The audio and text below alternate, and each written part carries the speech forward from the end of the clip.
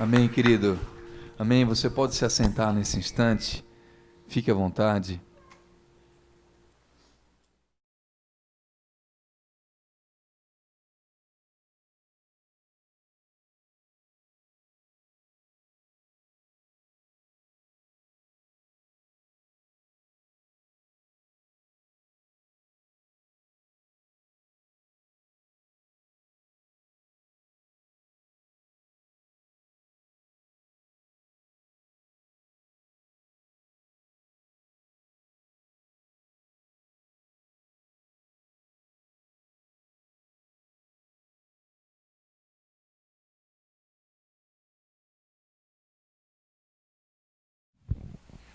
Boa noite, igreja. Quero vos cumprimentar nessa noite, novamente, né?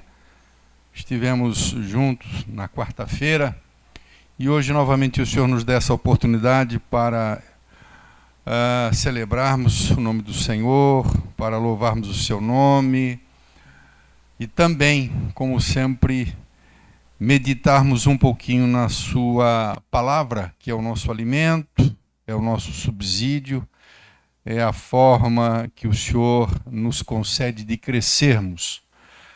Crescemos através da sua palavra. Antes de eu ler o texto, em cima do qual pretendo falar um pouco nessa noite, pouco mesmo, só avisar a igreja que nessa quarta-feira nós não teremos culto na igreja.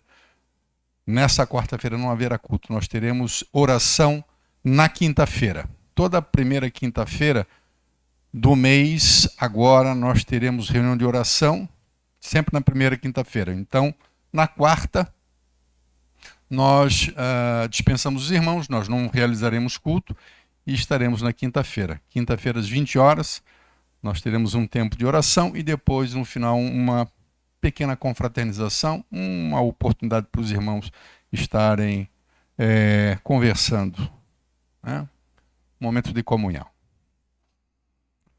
A palavra que eu quero ler se encontra no Evangelho de Mateus, capítulo de número 4, Mateus 4, versículo 1.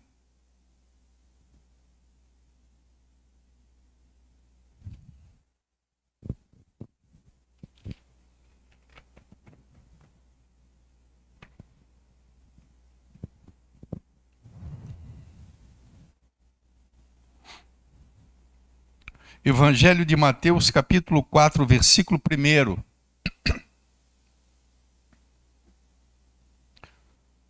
palavra de Deus diz assim: Então Jesus foi conduzido pelo Espírito Santo, foi levado pelo Espírito Santo para o deserto, com o propósito de ser tentado pelo diabo.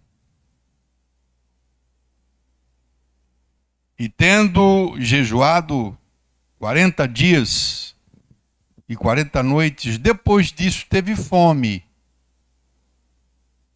E aí, chegando-se a ele o tentador, o diabo chegou perto dele e disse para o nosso Senhor: Se tu és o Filho de Deus mesmo, manda que essas pedras se transformem em pães. Faz um milagre aí. Jesus, porém, respondendo, disse: Está escrito. Está escrito. Nem só de pão viverá o homem, mas de toda a palavra que procede da boca de Deus. Versículo 5 diz: e o diabo então o transportou para a cidade santa e colocou-o sobre o pináculo do templo e disse para ele: Se tu és o Filho de Deus, lança-te daqui, te joga aqui de cima. Porque está escrito, palavras do diabo, porque está escrito: aos seus anjos dará ordem a teu respeito e tomar-te-ão nas suas mãos, para que nunca tropeces em alguma pedra. 7. Disse-lhe, entretanto, Jesus: também está escrito: não tentarás o Senhor teu Deus. Novamente o transportou o diabo para um monte muito alto e mostrou-lhe todos os reinos, todos, não alguns, mostrou todos os reinos do mundo e a glória deles. E disse para ele: tudo isso eu te darei, se prostrado me adorares. Então disse-lhe Jesus: vai-te, Satanás, porque está escrito: ao Senhor teu Deus adorarás e só a ele servirás. Então o diabo deixou, e então chegaram os anjos e o serviram. A Bíblia diz em Hebreus, no capítulo 4 e no versículo 15, que Jesus Cristo, enquanto esteve neste mundo, ele em tudo foi tentado. Em tudo. Em todas as áreas. Porque quando a Bíblia diz que em tudo ele foi tentado, você imagina que é e pensa que efetivamente é tudo, em todas as áreas. Todas. Né? Algumas, certamente, dessas tentações não estão descritas. Porque nem tudo o que Jesus fez, como o próprio Evangelho de João diz, nem tudo foi escrito. Porque se tudo que ele fez fosse escrito, né, não haveria lugar para todos os livros. É assim que diz João. Então nem tudo está escrito. Mas a Bíblia diz que em tudo ele foi tentado. Então ele foi tentado em todas as coisas, assim como eu e você somos tentados. E aqui ele é tentado pelo tentador. A Bíblia diz no versículo 3, e chegando-se a ele o tentador, o vil tentador, no ápice do seu jejum, seu corpo já entrando quase em estado de morte, 40 dias sem se alimentar, fome mesmo, irmão. Não é aquela fome que o cara tomou um café de manhã e chega meio-dia e ele está com fome. Não, é a fome de 40 dias. E aí ele diz a coisa mais tentadora. Olha, está vendo essas pedras aqui? Se tu és o Filho de Deus, tu transforma essas pedras em pães. Ele estava com fome. Puxa vida, ele vai certo na tentação, né? Ele era o Filho de Deus. Uma oportunidade para ele mostrar um milagre. Ele se recusa. Jesus se recusa a fazer a vontade do tentador. E, na verdade, o diabo ele manifesta nas suas investidas contra Jesus, ele procura manifestar a sua vontade, que a sua vontade seja feita. Note bem que o diabo ele decaiu da sua posição de glória porque ele intentou ser igual a Deus. E assim como a vontade de Deus deve ser feita, ele também impõe ao mundo, de diversas formas, de diversas maneiras, estratégias para que a sua vontade também seja feita. E ele não procura qualquer um tão somente. Ele procura os pequenos, mas ele procura o próprio Filho de Deus e tenta impor ou colocar sutilmente, astutamente sobre ele prevalecer a sua vontade. Manda que esses pães, te atira daqui, me adora. E Jesus ele se nega a satisfazer a vontade do tentador de maneira diferente, totalmente oposta à vontade daqueles da sua geração. Essa sempre foi a disposição do Senhor. Jamais fazer a vontade do oponente, do tentador, e sempre fazer a vontade do seu Pai, de Deus, Pai. Mas a sua geração, e mesmo os religiosos, talvez até mesmo sem saber, eles faziam a vontade do tentador. E Jesus é ousado e chega a dizer que o diabo é mais do que aquele que tentava os da sua geração. Jesus chama e diz que ele é o pai desta geração, o diabo. Jesus, ele confronta de uma maneira veemente aqueles da sua geração e diz: vocês sempre fazem isso, vocês querem fazer a vontade do pai de vocês. E eles disseram: nós temos como pai Abraão, nós temos como pai Deus. Não, vocês são filhos do diabo. Sabe por quê, irmão, que Jesus fala isso? Porque era a característica dessas pessoas em cometerem, em fazerem coisas que satisfaziam a vontade do diabo. Muitas pessoas fazem sem saber coisas, achando que estão fazendo porque são a sua própria vontade, a minha própria vontade, a minha própria liberdade, e se esquecem que, sem saber, estão fazendo a vontade do oponente, do diabo. Jesus diz: o vosso pai, desde o princípio, ele é um homicida, e vocês se esmeram em fazer a vontade dele. Jesus, diferentemente, jamais, muito embora ele pudesse,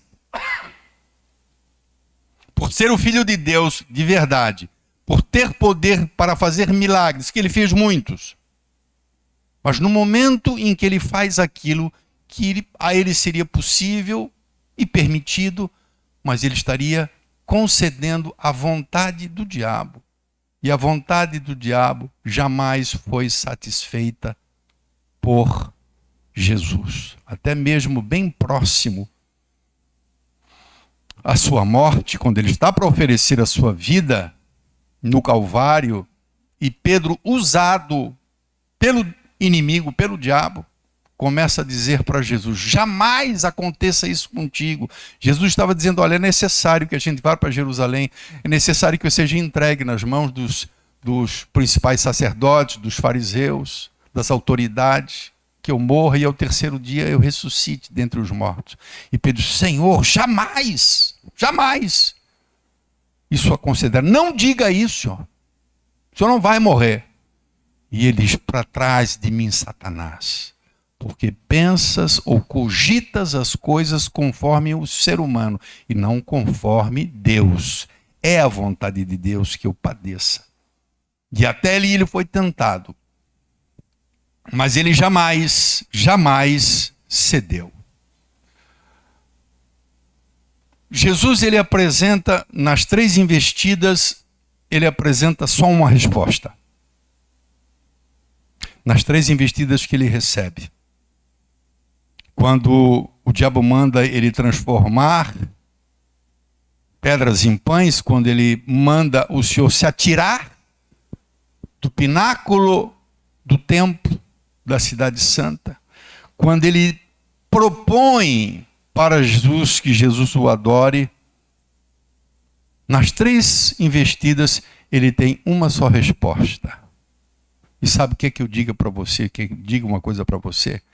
Se o diabo tivesse feito 10 investidas, a resposta sempre seria uma só. E eu faço ênfase nisso, porque muitas vezes nós temos muitas respostas para justificar as nossas negativas diante das tentações que nós sofremos. Mas muitas vezes nós não apresentamos a verdadeira justificativa. Ele poderia pedir muitas coisas ou mandar Jesus fazer muitas coisas. E a resposta sempre seria: está escrito. Está escrito. Jesus poderia ter apresentado outras justificativas. Agora, claro, irmãos, entenda, não como Jesus, mas como um homem. Como um homem que até cresce em Deus. Quando ele dissesse: te atira aqui de cima aqui. Ele poderia dizer: não, cara, isso é perigoso. Não vou fazer isso. Ou a resposta poderia ser: olha, o que você está me propondo, para mim, é muito incômodo. Ou a recompensa que você me propõe é pequena. Nós não conseguimos imaginar Jesus dando esse tipo de resposta, mas nós, muitas vezes, nas nossas negativas, apresentamos diversas justificativas, algumas até, dentre elas, louváveis, dignas. A resposta de Jesus foi uma só, sempre. Está escrito. E se está escrito, eu não faço. O está escrito aqui, para você entender, esse está escrito, ele é retórico. Esse está escrito aqui não é uma questão de ser um legalista. Jesus, antes de cumprir a lei, ele cumpria a lei, não propriamente por ser um legalista, mas porque o seu objetivo era um só: obedecer ao Pai que lhe enviou. E ele veio para cumprir a lei, é claro. Mas tudo que está determinado na lei, ou está determinado na palavra de Deus, é a mais clara expressão do querer de Deus, da vontade de Deus. Então, quando Jesus responde não, porque está escrito, ele está dizendo não, porque Deus não quer. Esta não é a vontade dele. A palavra de Deus é, acima de tudo, a manifestação do caráter da pessoa de Deus, mas da sua vontade para com a nossa vida.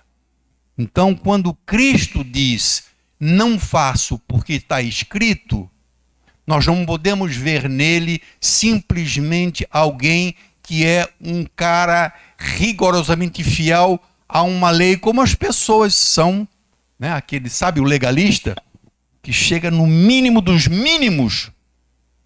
Jesus não tinha essa motivação. Ele sabia o que ele estava dizendo. E o que ele estava dizendo é: eu não faço porque está escrito. Ele estava dizendo: eu não faço porque meu pai não quer que eu faça. Por isso eu não faço. Por isso eu não faço. Sempre foi esse o propósito e a intenção. O Senhor Jesus, ele veio para obedecer o Pai. Ele veio para cumprir a vontade do Pai. Ele veio para satisfazer o coração do Pai. Claro, ele veio para nos salvar. Mas acima de tudo e antes de tudo, ele veio porque o Pai o enviou a fazer coisas. E ele fez exatamente como o Pai mandou fazer. Mas enquanto esteve aqui, ele teve o compromisso também de dar o exemplo a nós. Jesus Cristo é o grande exemplo em tudo. E no que diz respeito a obedecer ao Pai, também é o nosso exemplo. Um dia Jesus estava junto com os discípulos, passando por Samaria, e aí eles foram comprar comida. Jesus se assentou junto a um poço e começou a travar uma conversa com uma mulher samaritana. Depois chegaram os discípulos, lhe ofereceram algo para comer, e ele disse, eu tenho uma outra comida. E aí Pedro, os discípulos entre si, será que ele comprou alguma outra coisa? Nós não sabíamos, né? Ele disse, a minha comida é fazer a vontade do meu Pai, ou obedecer meu Pai. Então isso era algo patente no coração de Jesus, na vida de Jesus. Por isso a resposta dele, quando eu afirmo com toda certeza que se ele tivesse sido ou sofrido uma investida mais 10 vezes, mais 20 vezes, a resposta dele sempre seria essa.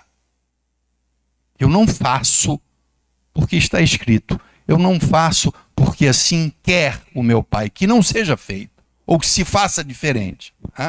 Se faça diferente. E você pode até achar que isso não é uma coisa relevante, mas você vai ver como isso é muito relevante. E como isso nos pega desprevenido.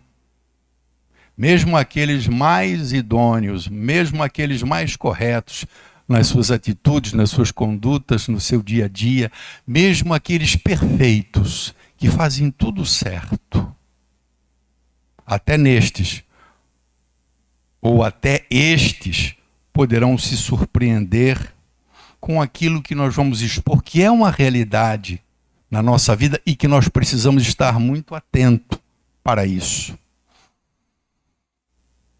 Você agora coloque-se no lugar de Jesus. Não naquele contexto, no nosso contexto, no nosso dia a dia. Você, por exemplo, é um funcionário de uma grande empresa. E uma grande empresa, e o dono dessa empresa chega para você e diz assim para você: você é um bom funcionário, você é uma pessoa correta, você é uma pessoa honesta, mas eu preciso que você hoje faça uma coisa diferente. Isso o que é, o senhor quer que eu faça?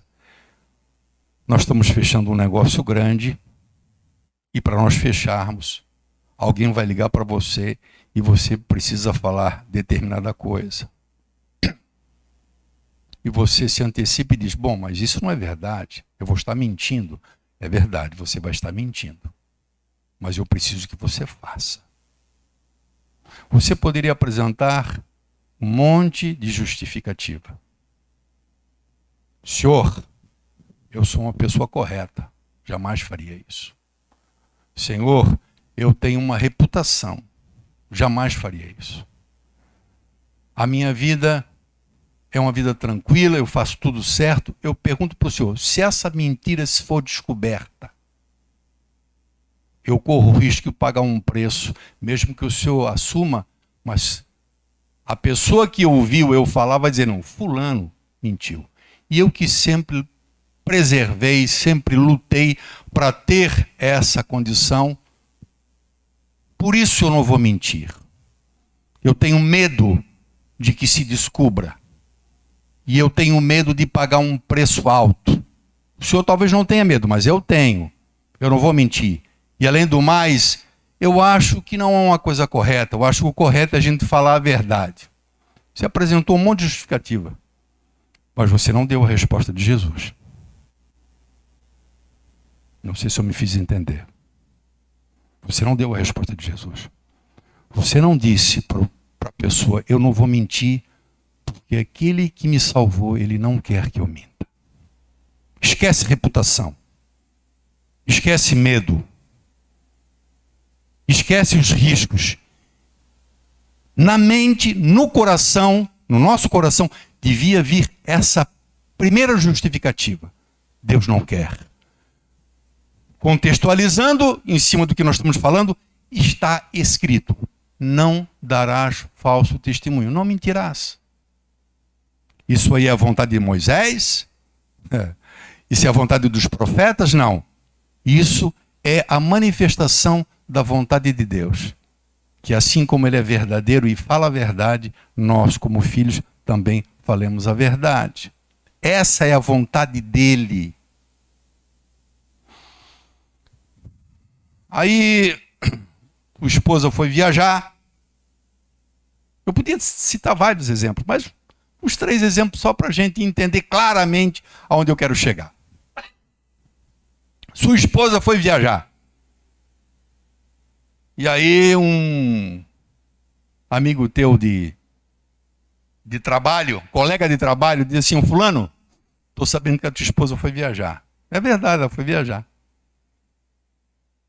Rapaz, eu conheço 2 garotas que estão dispostas a sair. Eu conheço elas, tal, sei o que eu estou falando. Eu posso te apresentá-las e quem sabe a gente hoje fazer um programa diferente. O que tu acha? Você poderia apresentar algumas justificativas. Você poderia dizer assim: não vou fazer isso. Por quê? Cara, eu sou fiel à minha esposa. Eu amo a minha esposa. Seria uma justificativa plausível, louvável. Mas ainda não é a resposta de Jesus. Você podia dizer: cara, eu fiz isso no passado, eu quase perdi meu casamento. Quase perdi meus filhos. Meus filhos se voltaram contra mim. Quase perdi minha esposa e eu não quero perder minha família. Então eu não vou fazer, porque isso pode acontecer. E você permanecer nessa posição de não ser nunca mais um adúltero por medo. Ou porque você ama a sua esposa e porque ela é fiel a você. Você pode apresentar muitas justificativas. E torno dizer, às vezes eu me torno repetitivo de propósito, até algumas louváveis, mas não é a resposta de Jesus. Jesus, ele não, sabe, ele não busca. Ele fala sempre uma coisa só: eu não faço porque o meu Pai não quer. Eu não faço porque ele diz na sua palavra. Está escrito. Nós poderíamos falar sobre tanta coisa, né? Os homens de negócio. Camarada, descobri um negócio aqui que é mamão com açúcar. Fácil, envolve pouco dinheiro, lucro absurdo. E aí você fala e a pessoa diz: bom, mas isso é ilegal. Isso não pode, né? Isso é ilegal. Cara, e se a Polícia Federal pegar? Não, rapaz. As minhas coisas sempre foram muito certinhas, eu quero sossego, eu quero a minha cabeça sossegada, eu quero tranquilidade, eu não quero correr risco de ser preso. Ele está justificando, totalmente normal a justificativa dele, mas não é a justificativa de Jesus. Você para pensar que muitas vezes as pessoas, nós, crentes, apresentamos esses argumentos, se é que apresentamos, quando não temos receio de desagradar as pessoas, quando temos receio de ofender as pessoas, de não mostrar-se amigo das pessoas e ceder àquela prática que Deus condena.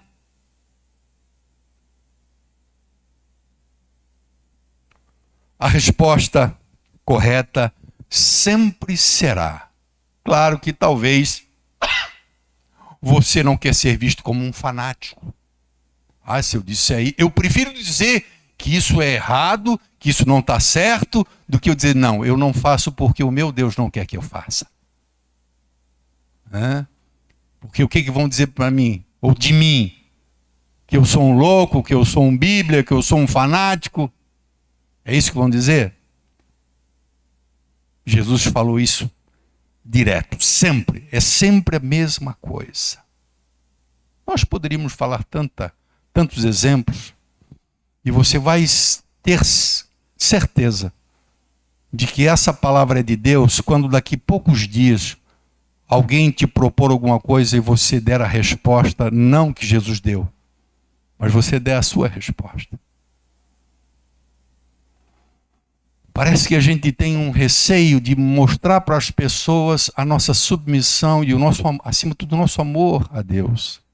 Porque acima de tudo, quando nós fazemos a vontade de Deus, obedecemos a vontade de Deus, nós não fazemos nem sequer pelo medo que temos dele. Porque até isso poderia ser e não seria digno. Alguém fazer algo porque Deus não quer, porque ele tem medo de Deus, não porque ele ame a Deus. Jesus, ele fazia sempre aquilo que o Pai queria, porque ele ama o Pai.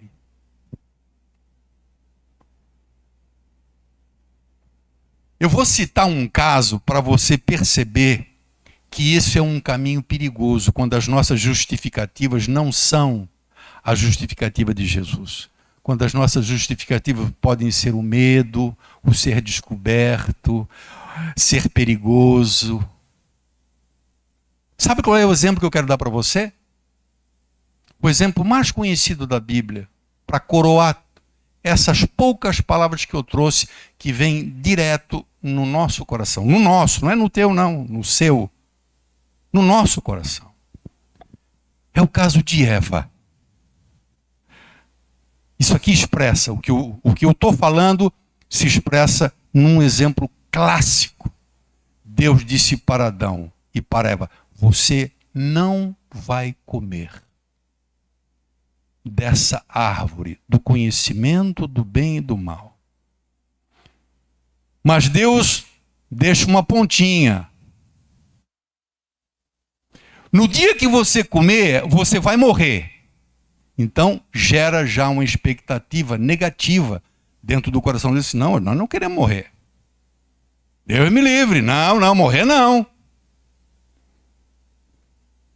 Mas se a pessoa tiver a convicção de que não vai morrer, a primeira justificativa não existe. Simplesmente.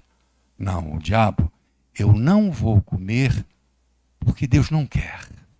E nós amamos a Deus. Não, nós não vamos comer porque ele disse que se nós comermos essa árvore, nós morreremos. Morre que nada, guria. Não vai morrer nada.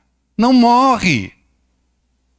Ao contrário, vocês vão se tornar como Deus. Opa, peraí, como é que é a história?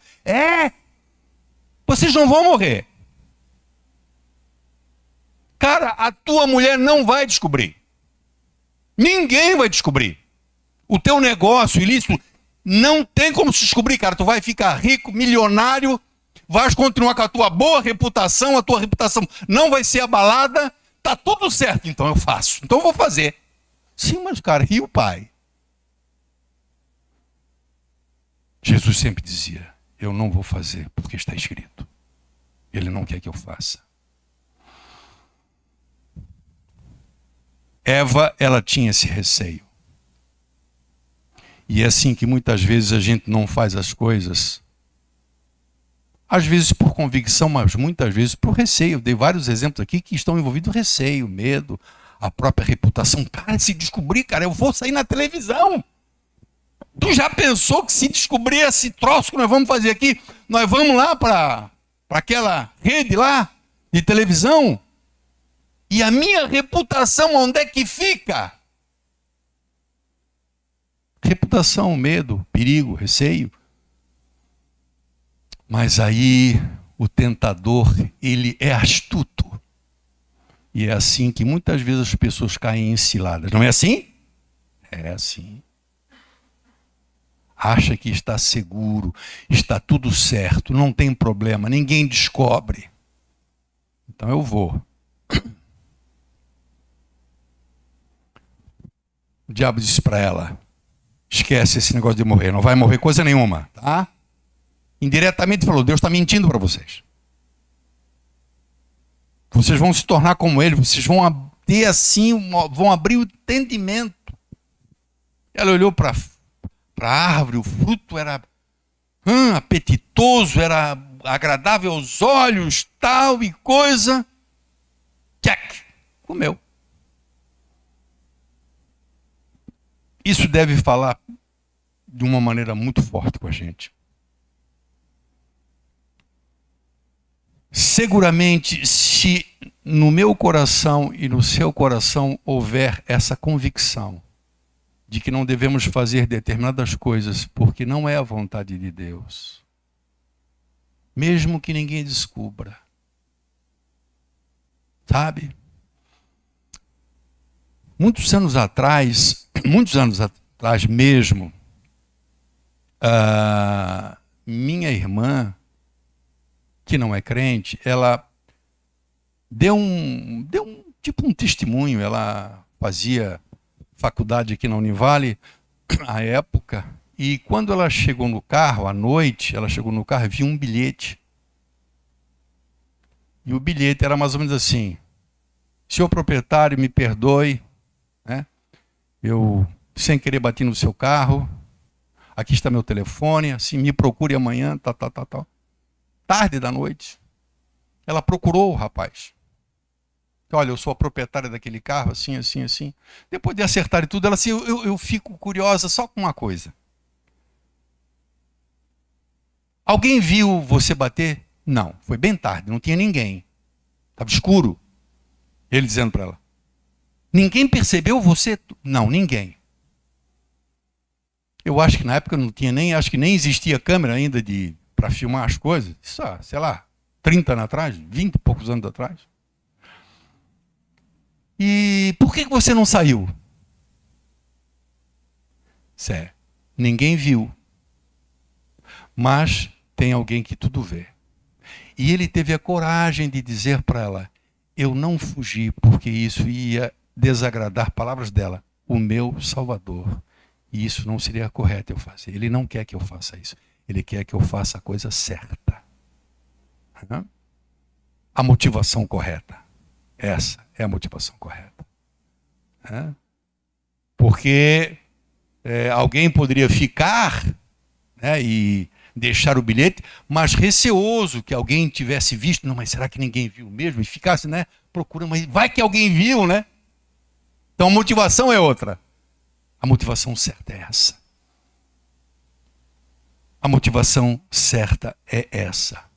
Há muito tempo tinha uma música mundana, muito tempo atrás, uma música mundana de um pessoal que fazia umas músicas que a galera aí, o mundão tocava, né? E o cara era convidado, a letra era mais ou menos assim: o cara era convidado para fumar, vocês vão se lembrar, para beber.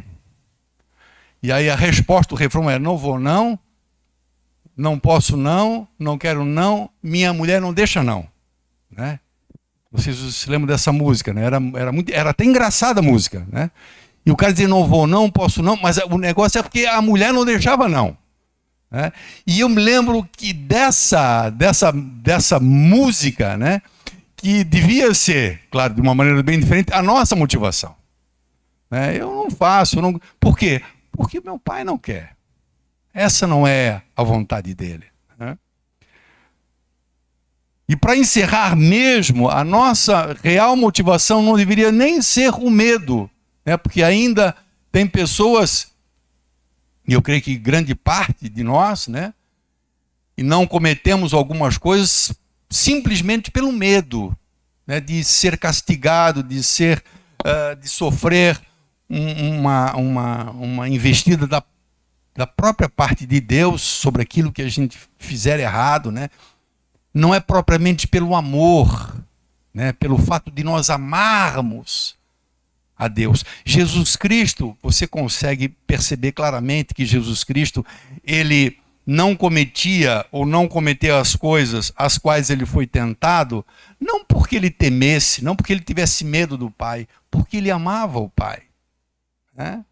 Essa deve ser a motivação, a nossa motivação, né? Você pode talvez sair daqui e achar que isso não falou com você, mas eu tenho certeza que logo, logo você vai se deparar e você vai se lembrar do que eu falei. E você vai ver que eu estava certo. Na grande maioria das vezes, nós apresentamos as desculpas ou as justificativas não ideais. Não posso dizer jamais que alguém que não queira trair a esposa não atraia porque ame a esposa, porque ele é fiel à esposa, mas não deveria ser essa a primeira a justificativa. Nós não fazemos as coisas porque nós amamos a Deus. Eu creio que o trabalhar de Deus na nossa vida através do seu Espírito é nos levar para isso. Eu não consigo ver de uma forma diferente. Eu não consigo ver de uma outra maneira. Eu não consigo ver outra justificativa, outra motivação dentro de nós para termos a conduta que Deus quer, segundo a sua palavra, a não ser o fato de nós o amarmos. É o grande alvo, e digo mais, biblicamente falando, é o grande mandamento. Quando perguntaram para Jesus, Senhor, qual é o grande mandamento? O grande. Amarás o Senhor, teu Deus, de toda a tua força, de todo o teu coração, de todo o teu entendimento. Depois ele cita o segundo, né? Amar a Deus. E a grande prova de que amamos a Deus, né? Semana passada, hoje quando concluí de preparar o texto, eu me lembrei que na semana passada, no domingo passado, eu falei sobre as evidências de que nós fazemos parte da família de Jesus, né? Você se lembra qual foi a resposta de Jesus? Todo aquele que faz a vontade do Pai, esse é meu irmão. E nós vemos em Jesus justamente essa atitude, né? De fazer a vontade, porque a vontade de Deus está determinada assim. Ele disse assim e mandou escrever assim. Está escrito, ali está, patenteado o seu querer. O apóstolo Paulo diz que a nossa arma na luta, e foi a arma que Jesus usou, né? Se podemos falar nesse linguajar, dentro da armadura espiritual, na batalha espiritual, porque ali se travou uma batalha com Jesus, irmãos, entre Jesus e o diabo, né? E a arma, se podemos usar assim, a grande arma de Jesus foi o quê? Foi a espada. E a armadura de Deus, lá em Efésios, nessa luta contra o inimigo, é a espada. E a espada é a palavra de Deus, assim diz o apóstolo Paulo. A espada não é um instrumento de defesa. A espada também ajuda a defender, né? Mas especialmente uma arma de ataque. E muitas vezes a nossa espada está na bainha.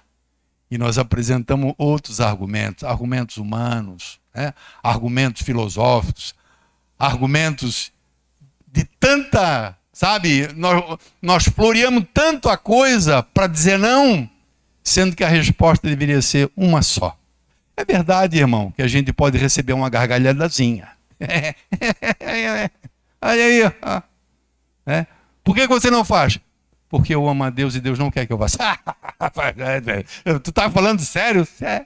Agora, se eu dissesse, não, eu acho errado, não está correto, as pessoas iam considerar. A principal justificativa, ela é ironizada.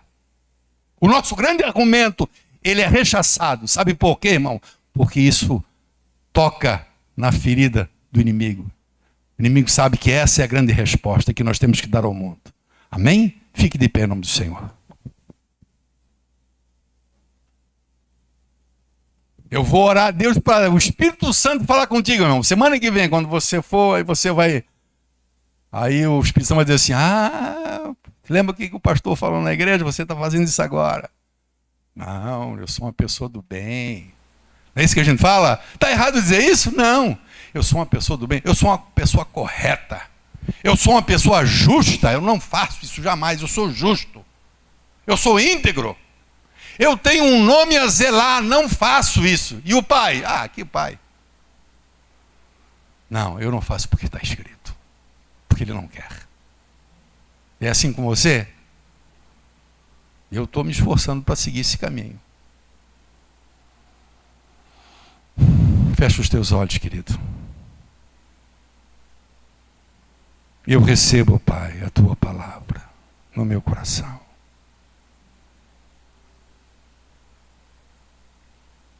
Eu concordo, Senhor, com muitos pregadores que afirmam que antes mesmo que a tua igreja receba o teu recado, nós mesmos recebemos. Nós que fazemos uso da tua palavra.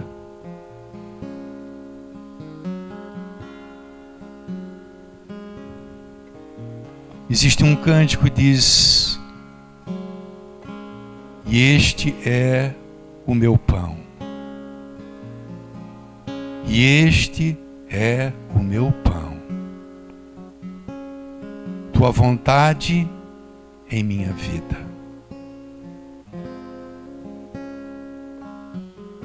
Foi assim que tu falaste, Senhor. Eu tenho uma comida. Fazer a vontade do meu Pai.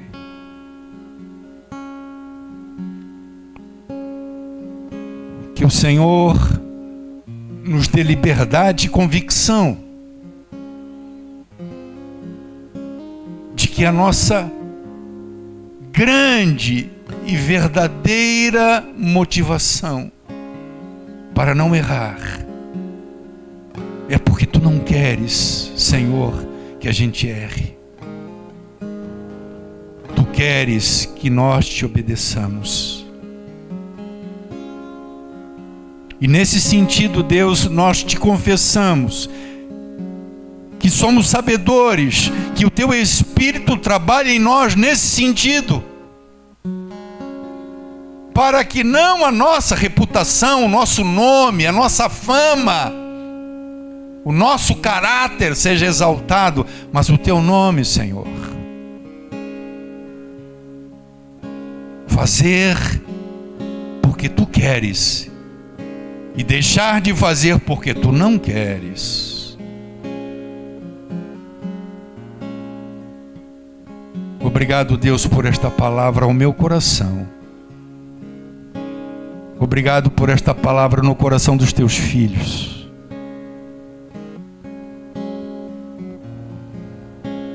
Que o teu Espírito Santo venha ministrar. Creio, Senhor, que já foi ministrado desde o início. Mas a partir de agora, Senhor, depois quando se silencia o falador, o homem, o falho, o que usa as palavras inadequadas e muitas vezes até atrapalha, Pai, a tua ministração. Mas em se calando o homem, fale o teu Espírito, confirmando, Deus, o teu recado no coração de cada irmão, de cada irmã. Te agradeço em nome de Jesus Cristo, porque é do teu interesse nos ensinar, nos mostrar quais sejam as verdadeiras motivações para o nosso viver.